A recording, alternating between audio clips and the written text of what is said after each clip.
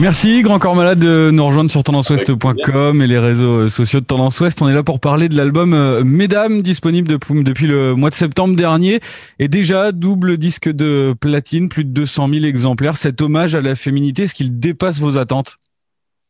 Ouais, j'avoue que en 4 mois comme ça, avoir vendu plus de 200 000, plusieurs des titres qui passent à la radio, oui, bien sûr, cet album, on l'aimait bien, on sentait qu'il allait bien marcher, on en était fiers.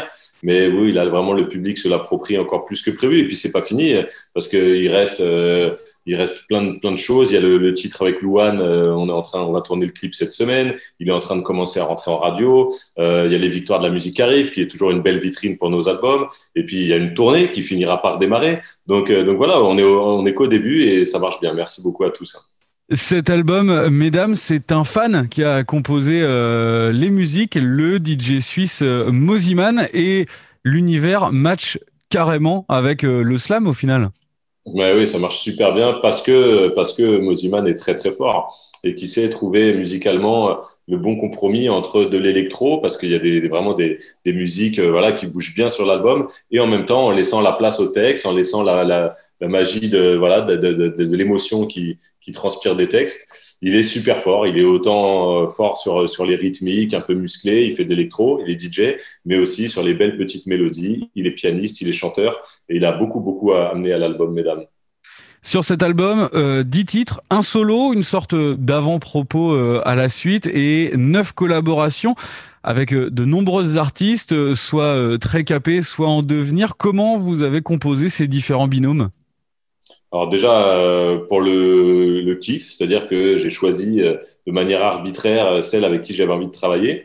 Et puis après, l'autre objectif, justement, c'était celui de l'éclectisme, que justement, ce soit des profils très différents. Il y a des jeunes, il y a des moins jeunes, il y a des chanteuses, il y a des comédiennes, il y a des musiciennes. Il y a cette petite slameuse Manon qui est qui est collégienne, qui est pas du tout chanteuse. Donc voilà, le but, c'était de mettre les femmes à l'honneur, donc du coup, de mettre des femmes très différentes les unes des autres à l'honneur.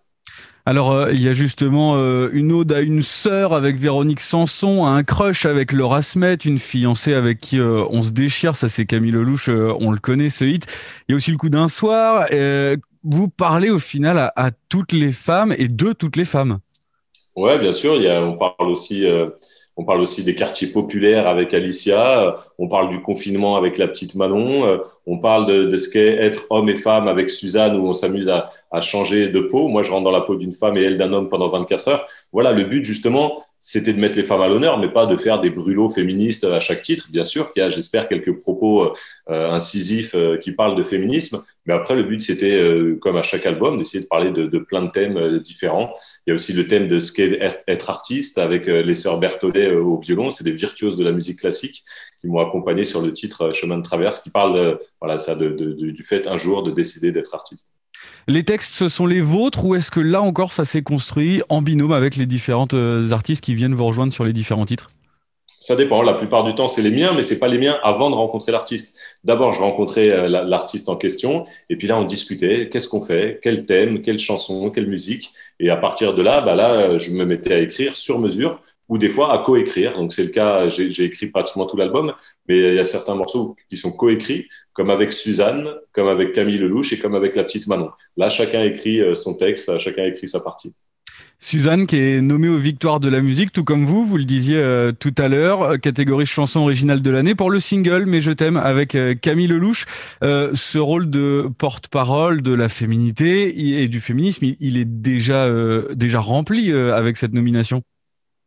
Oui, bien sûr, d'autant que moi, je prétendais pas être porte-parole de quoi que ce soit, hein. J'ai fait cet album sincèrement et j'avais envie de mettre les femmes à l'honneur. Après, que cet album soit vu d'une certaine manière féministe, certainement, et tant mieux. Après, c'était pas mon objectif. Moi, je me suis jamais prétendu militant féministe. J'espère que je le suis au fond de moi parce que je vois ça comme un compliment.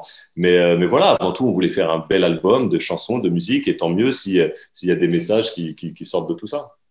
Et il y a forcément une tournée qui va arriver avec cet album le 20 novembre à Caen, le 13 mars 2022 à Rouen. Ça, la scène, c'est essentiel pour vous, pour le public et puis pour vos équipes techniques, les musiciens également? Bien sûr, on a hâte, on a vraiment hâte. On devait commencer la tournée dans des petites salles là au printemps, donc bon, bah, c'est pas encore gagné. Cet été, il y a les festivals, on croise les doigts. Alors en tout cas, la tournée des Zéniths, ça, on est confiant puisque c'est vraiment en fin d'année. Vous avez vu, on la commence tard exprès. Et d'ailleurs, quand c'est la première date de Zénith. Et je vous assure que au Zénith, on vous prépare un gros show avec des écrans, avec toute une scénographie, une mise en scène. On va se venger, on va rattraper le temps perdu de cette année, de tous ces mois sans sentir le public. Donc voilà, là, la billetterie est ouverte. Venez, les Zéniths, ils auront lieu, ça, on n'est pas inquiet. Donc à Caen, c'est quoi, le 20 novembre, je Le 20 crois. novembre, ouais, exactement. Et après Rouen, c'est carrément début 2022. Donc, mais toutes les billetteries sont ouvertes. N'hésitez pas. Est-ce qu'on aura la chance de retrouver les artistes qui ont collaboré avec vous sur l'album, sur les différentes dates de cette tournée? Peut-être pas Ouais, toutes bien sûr, ensemble. évidemment, il y aura souvent des invités, une ou deux ou trois, ça dépendra des dates. Je connais pas leur emploi du temps de toute l'année prochaine.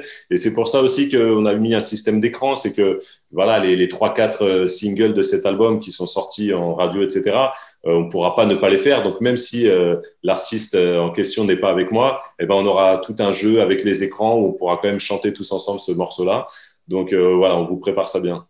Eh ben merci, Grand Corps Malade, on le rappelle, l'album Mesdames, double disque de platine, c'est sorti en septembre, la tournée qui arrive en fin d'année pour les Zéniths. Bon courage, on croise les Et doigts pour les victoires de la musique. ouais, j'en profite pour les victoires. C'est que je suis nommé dans deux catégories, album de l'année et chanson de l'année. Et ben, la chanson de l'année, c'est la seule catégorie qui est soumise au vote du public. Donc là, chers auditeurs de Tendance Ouest, je compte sur vous. Si vous avez aimé mon duo avec Camille Lelouch, Mais je t'aime, eh ben, vous pouvez voter voilà, sur le site de France 2 et des victoires de la musique. Voilà, on compte sur vous. Si vous avez aimé ce morceau, vous pouvez en faire la chanson de l'année. Donc on croise les doigts. Et en plus, le lien, il est justement à retrouver aussi sur tendanceouest.com. On ira mettre un petit clic pour vous, Grand Corps Malade. Merci encore. Merci à vous. Merci pour l'accueil. À bientôt.